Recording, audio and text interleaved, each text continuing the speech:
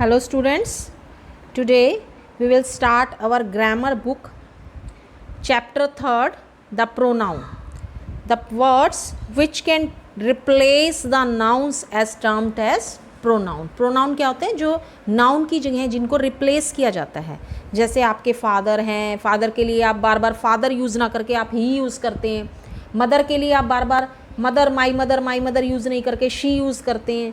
इस प्रकार से और कोई एनिमल है आप उसके लिए इट यूज़ करते हैं. अगर एनिमल्स हैं तो आप दे यूज़ करते हैं. तो स्वयं के लिए स्पीकर अपने लिए कौन सा प्रोनाउन यूज़ करता है? Speaker I. और लिसनर के लिए हम क्या यूज़ करते हैं? जो हमारी बात सुन रहा है, लिसनर के लिए आप यू को यूज़ करते हैं. So these are called pronouns. Firstly now I am telling you the kinds of pronouns. There are 7 types of pronouns. First है आपके personal pronouns. I am taking personal pronouns. Personal pronouns आपके कौन से होते हैं? I, we, he, she, it, ये आपके personal pronounce होते हैं. पर्सनल प्रोनाउंस के अंदर आपके फर्स्ट पर्सन होते हैं, सेकंड पर्सन होते हैं, थर्ड पर्सन्स होते हैं बेटा. तो आप इसके फर्स्ट पर्सन कौन कौन से होते हैं? आई और वी. आई और वी जो है सब्जेक्टिव फॉर्म है. इनकी ऑब्जेक्टिव फॉर्म, आई की ऑब्जेक्टिव फॉर्म क्या होती है? मी. वी की ऑब्जेक्टिव फॉर्म क्या होती है? आवर्स. तो ये फर्स्ट पर्सन आपको याद रखना है बेटा, आई वी.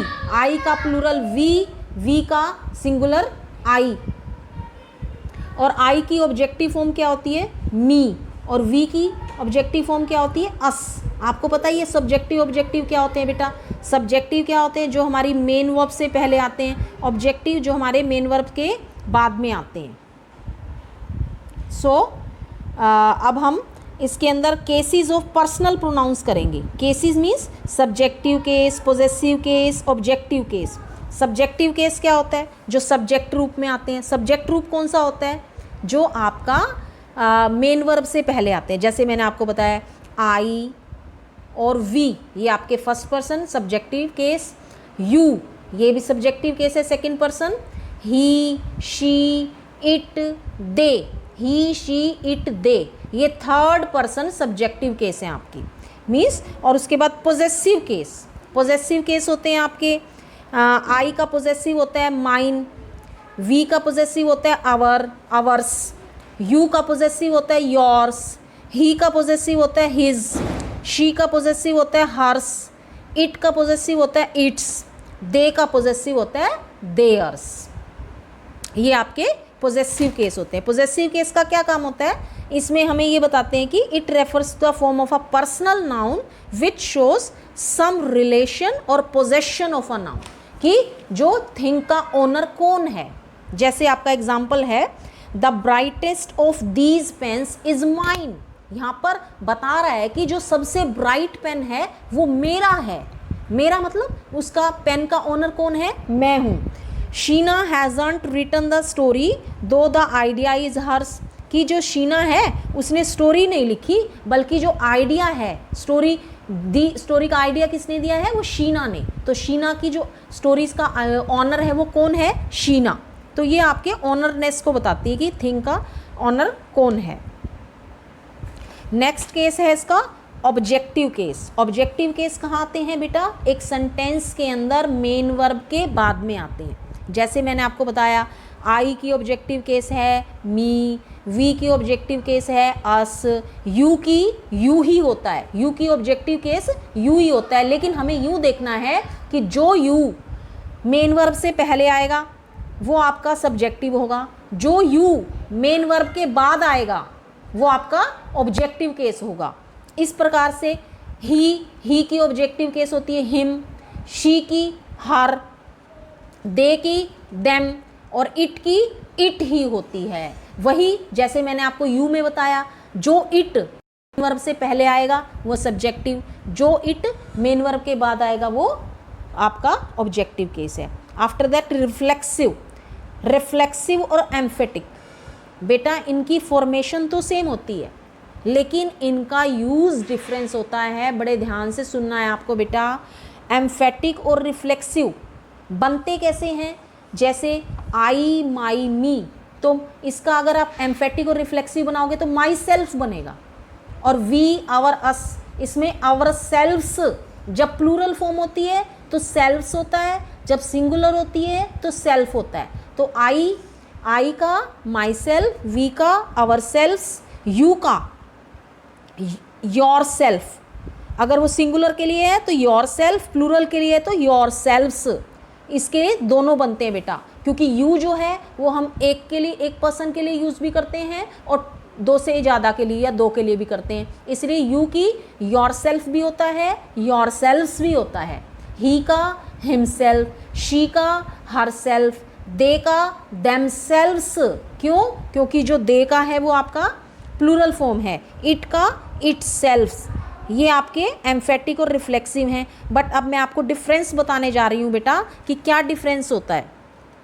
सबसे पहले आपकी बुक में ही देख लीजिए एग्जाम्पल, जैसे he does all his task himself and, ये एम्फेसिस कर रहे हैं। मीन्स जब आपका मेन वर्ब के बाद, मेन वर्ब के जस्ट बाद आता है तो वो होता है रिफ्लेक्सिव, और नाउन और प्रोनाउन के बाद आता है, नाउन के बाद, तो उसको आप कहेंगे एम्फेटिक या एम्फेसाइज, जो भी बोल सकते हैं आप, एम्फेटिक या एम्फेसिस, क्योंकि वो एम्फेसिस को शो कर रहा है, स्ट्रेस को शो कर रहा है। अब नीचे देख लीजिए आप, रिफ्लेक्सिव का दिया है, राधिका गिव्स हर सेल्फ। यहाँ पर देखो गिव्स जो वर्ब है, वर्ब के जस्ट बाद आया है हर सेल्फ, इसलिए जो यहाँ हर सेल्फ है वो एम्फेटिक नहीं है, रिफ्लेक्सिव है, क्योंकि वर्ब के जस्ट बाद आया है। नीचे और एग्जाम्पल देख लीजिए आप, the students taught themselves some discipline. यहाँ पर देखो बेटा, टॉट के जस्ट बाद आया है, जो टॉट है वो हमारी वर्ब है, इसलिए टॉट के जस्ट बाद आने के कारण ये देमसेल्व्स जो है बेटा ये रिफ्लेक्सिव है। तो रिफ्लेक्सिव और एम्फेटिक को बड़े ध्यान से करना है बेटा, क्योंकि इसमें कंफ्यूज हो जाते हैं, क्योंकि इनकी फॉर्मेशन सेम होती है। तो आपने क्या डिफरेंस देखना है बेटा, जो आपका मेन वर्ब के बाद होगा वो आपका होगा रिफ्लेक्सिव, और जो आपका नाउन प्रोनाउन के बाद कहीं भी मिल जाए वो आपका एम्फेटिक होगा बेटा। ये आपके पर्सनल प्रोनाउंस थे, आपके पर्सनल प्रोनाउंस के केसेस थे 4। ओके स्टूडेंट्स, अब मैं आपको बताने जा रही हूँ interrogative pronouns. Interrogative pronouns refers to those WH family words. आपको पता ही है WH फैमिली वर्ड्स क्या होते हैं, जो क्वेश्चन पूछने के काम आते हैं जिनका, which are placed at the beginning of the sentence, और हम इनको हमेशा क्वेश्चन पुट करने के लिए सेंटेंस के बिगिनिंग में लगाते हैं। ठीक है, जैसे who, what, whom, whose, which, these are called interrogative pronouns। अब आपको पीछे एक चार्ट बना के दिया हुआ है आपकी बुक के अंदर, जो हु है उससे हम सब्जेक्ट से रिलेटेड क्वेश्चन पूछते हैं, व्हाट से हम डायरेक्ट सब्जेक्ट का क्वेश्चन पूछते हैं, whom से इनडायरेक्ट, और whom जो होता है ना बेटा, हु की ऑब्जेक्टिव फॉर्म होती है, हु जो है वो आपकी whom की, हु की ऑब्जेक्टिव फॉर्म क्या होती है, whom, whose पोजेशन के लिए, किसका, whose मीन्स किसका, which मीन्स कौन सा, सिलेक्शन। तो आपकी क्वेश्चंस बनाकर दे रखे हैं, who is the head girl of the school, इसमें जो आंसर आएगा वो सब्जेक्ट का काम करेगा। What would you prefer in the lunch, इसमें डायरेक्ट सब ऑब्जेक्ट है, इसमें इनडायरेक्ट है। हुज इज़ दिस बुक, अब यहाँ पर ऑनरशिप बताएगा कि बुक किसकी है। विच इज़ योर पेन, ये किसका पेन है। ये आपके इंटेरोगेटिव प्रोनाउंस है। रिलेटिव प्रोनाउंस, यही वर्ड्स जो ये इंटेरोगेटिव प्रोनाउंस हैं ये रिलेटिव प्रोनाउंस का भी काम करते हैं। कब करते हैं, जब ये क्वेश्चन नहीं पूछते, इनका मीनिंग कौन नहीं होता। जैसे हु का मतलब जब क्वेश्चन पूछेंगे तो मतलब होगा कौन, अगर हम उसको रिलेटिव प्रोनाउन के यूज़ करेंगे तो हु का मतलब क्या होगा, जो या जिसने। और हुज का मतलब, इंटेरोगेटिव प्रोनाउन में हुज का मतलब होगा किसका, हुज पेन इज दिस, यह पेन किसका है। और रिलेटिव प्रोनाउन में हुज का मतलब होगा जिसका। ठीक है, ऐसे ही जो दूसरे हैं व्हाट, दैट, व्हाट, ये जो आपके होते हैं ये हमेशा ही रिलेटिव प्रोनाउन का काम भी करते हैं, इंटेरोगेटिव प्रोनाउन का भी काम करते हैं, इंटेरोगेटिव प्रोनाउन का काम करते हैं। जब इंटेरोगेटिव प्रोनाउन का काम करेंगे तो ये क्वेश्चन पूछने के काम आएंगे, जब रिलेटिव प्रोनाउन का काम करेंगे तो जोड़ने के काम आएंगे। कैसे जोड़ेंगे ये, जैसे bus conductor who was issuing the ticket was not in proper uniform, जो बस कंडक्टर टिकट के लिए इशू कर रहा था, जो वो प्रॉपर यूनिफॉर्म में नहीं था। The Chetak express which plies between new Delhi and Udaipur. जो, विच का मतलब यहाँ जो, जिसने, जो कि उन दोनों के बीच में आती है वो लेट है।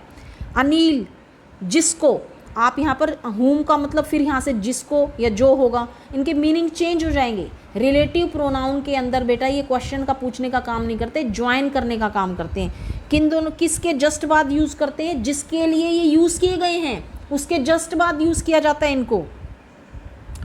अब आप देख सकते हैं बेटा ये सारे दिए हुए हैं, आपको इनको पढ़ेंगे मेरे लेक्चर सुनने के बाद या मेरा लेक्चर सुनते सुनते साथ में अगर आप बुक में रीड करेंगे तो आपको काफ़ी अच्छे से समझ में आएगा। फिर भी अगर आपको कोई डिफ़िकल्टी आती है बेटा तो आप पर्सनल मुझे कॉल करके पर्सनली पूछ सकते हैं। नेक्स्ट है बेटा आपका डेमोन्स्ट्रेटिव प्रोनाउंस। डेमोन्स्ट्रेटिव प्रोनाउंस कौन से होते हैं? दिस, दैट, दीज, दोज, सच, ये आपके डेमोन्स्ट्रेटिव प्रोनाउंस होते हैं। कौन कौन से होते हैं demonstrative pronouns? This, that, these, those, such. This singular के लिए और पास की चीज़ों को डिस्क्राइब करने के लिए, पास की चीज़ों को डिस्क्राइब करने के लिए हम यूज़ करते हैं दिस और दीज का। दिस का प्लूरल दीज, दीज का सिंगुलर दिस, और दैट और दोज डिस्टेंट ऑब्जेक्ट को पॉइंट आउट करने के लिए, दूर की चीज़ों को पॉइंट आउट करने के लिए हम क्या यूज़ करते हैं? दैट और दोज। दैट जो है वो सिंगुलर के लिए और दैट का प्लूरल दोज, दोज का सिंगुलर दैट, ये दूर की चीज़ों के लिए। और एक सच होता है बेटा डेमोन्स्ट्रेटिव, ये पॉइंट आउट करने के लिए होते हैं। After that distributive pronounce. Distributive pronounce क्या होते हैं? जो एक टाइम में एक के बीच में डिस्ट्रीब्यूट करते हैं, one at a time manner, जैसे कि ईच, आइदर। ईच का मतलब प्रत्येक, हर एक। आइदर का मतलब दो में से एक। एवरीवन प्रत्येक। नाइदर कोई भी नहीं। नन कोई भी नहीं। ये सारे कहलाते हैं डिस्ट्रीब्यूटिव प्रोनाउंस। कौन कौन से होते हैं बेटा? Each, either, everyone, neither, none.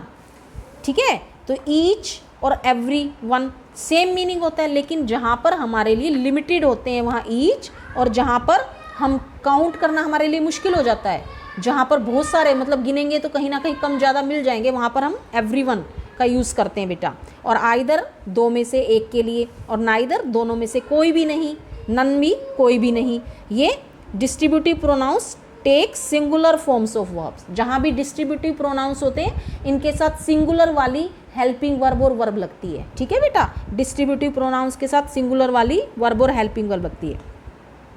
After that your indefinite pronoun. Indefinite नाम से ही पता चल रहा है, नॉट डेफिनेट, जिनसे हमें उनकी डेफिनेट संख्या नहीं पता चलती, डेफिनेट नंबर नहीं पता चलते, जैसे समबडी और समवन। ठीक है, नोबडी, नोबडी, नन और नो वन, और एनीवन और एनीबडी। ये तीन का देखो बहुत अच्छे से आपकी बुक में बहुत अच्छे से चार्ट बना के दिया हुआ है कि समवन और समबडी तो एफर्मेटिव सेंटेंस में यूज़ करते हैं। एफर्मेटिव मतलब सिंपल सेंटेंस होते हैं, जहाँ ना तो वो नेगेटिव होते हैं ना ही वो इंटेरोगेटिव होते हैं। और नो वन, नन और नोबडी ये आप नेगेटिव में यूज़ करते हो, और एनीवन और एनीबडी इंटेरोगेटिव में यूज़ करते हो। बहुत अच्छे से बना के दिया है आपको। Someone has run away with my suitcase, कि कोई जिसको मैं नहीं जानता कि मेरा सूटकेस लेकर चला गया, तो डेफिनेट नहीं है ना कौन पर्सन है वो। ऐसे ही no one could resist tears on seeing the tragic occurrence. No one जहाँ भी आ गया वो नेगेटिव सेंटेंस अपने आप हो गया। एनीवन और एनीबडी ये आपके इंटेरोगेटिव सेंस के अंदर यूज़ किए जाते हैं। आफ्टर दैट आपकी okay, now we will do our next type of pronoun, that is reciprocal pronoun. Reciprocal pronouns are the words which refer to noun with a sense of reciprocation. Reciprocation होता है mutual exchange in the type of return, जिसमें हम आपस में लेन then करते हैं। The word pairs each other one another convey a sense of reciprocation. जो reciprocation की sense है वो कौन convey करता है? each other और one another। जैसे एग्जाम्पल दिया आपकी बुक में, two quarrelsome man began to abuse each other. दोनों ने एक दूसरे को गाली दी, पहले उसने दी फिर दूसरे ने रिटर्न में दी। All the sentences are connected to one another so as to explain the theme in its entirely, कि जो सारे सेंटेंसेस हैं वो आपस में कनेक्टेड हैं ताकि जो थीम है वो प्रॉपर समझ में आ जाए। This is your chapter 3 pronoun. So Please read it thoroughly with the examples and rules and try to solve activities in your rough notebook. Thank you so much, students.